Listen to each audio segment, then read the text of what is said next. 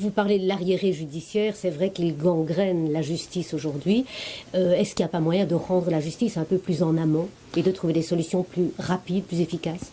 Le barreau comprend des experts en conflit. Nous sommes au cœur du conflit, c'est nous que l'on consulte et on a raison de nous consulter dès qu'un conflit se manifeste. Et nous sommes les mieux outillés pour voir comment régler le conflit et éventuellement pour recourir à la médiation. Nous comptons dans nos rangs de nombreux médiateurs. Je suis moi-même médiateur et totalement acquis à la médiation. Nous sommes également acquis à l'arbitrage. Nous avons mis en place des structures qui permettent de régler les conflits donc en dehors des tribunaux.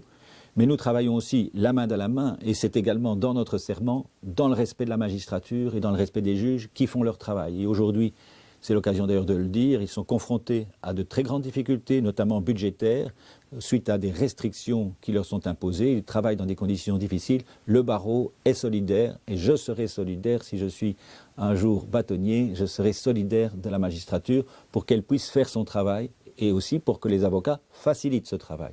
L'occasion est d'ailleurs de dire que l'avocat n'est pas là pour créer des problèmes de procédure, adopter une attitude dilatoire, il est là pour que la vérité triomphe dans les meilleures conditions possibles. Vous parlez beaucoup de collaboration, d'esprit d'équipe. Est-ce que l'ordre francophone des avocats de Bruxelles doit travailler seul? Il se suffit à lui-même ou bien il doit regarder vers ses collègues flamands? Le barreau de Bruxelles doit d'abord regarder vers les autres barreaux francophones et vers l'ordre des barreaux francophones et germanophones qu'on appelle l'OBFG ou avocat.be qui fait un travail considérable. Nous devons également être solidaires de nos amis flamands, nous devons être solidaires des avocats des autres barreaux du pays.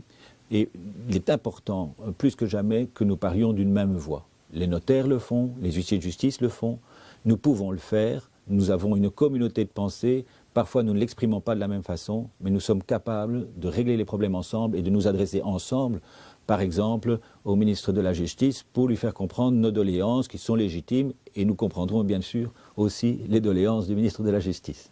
Une dernière chose, devenir bâtonnier, c'est un rêve pour vous? Ce n'est pas plus un rêve qu'autre chose, c'est une continuité dans les fonctions que j'ai exercées jusqu'à présent. Depuis la prestation de serment jusqu'à aujourd'hui, je crois que je suis passé par toutes les fonctions possibles d'assistance ou d'aide aux avocats et qui manifestent mon attachement au barreau. Si ça se manifeste de cette façon, ce sera tant mieux. Je crois que j'ai accumulé l'expérience qui permet de le faire. Et c'est bien entendu une façon de boucler la boucle. Quoique, même après, quand on a été bâtonnier, on a encore d'autres fonctions et d'autres aspirations, ça ne s'arrête pas là. Merci. Merci aussi.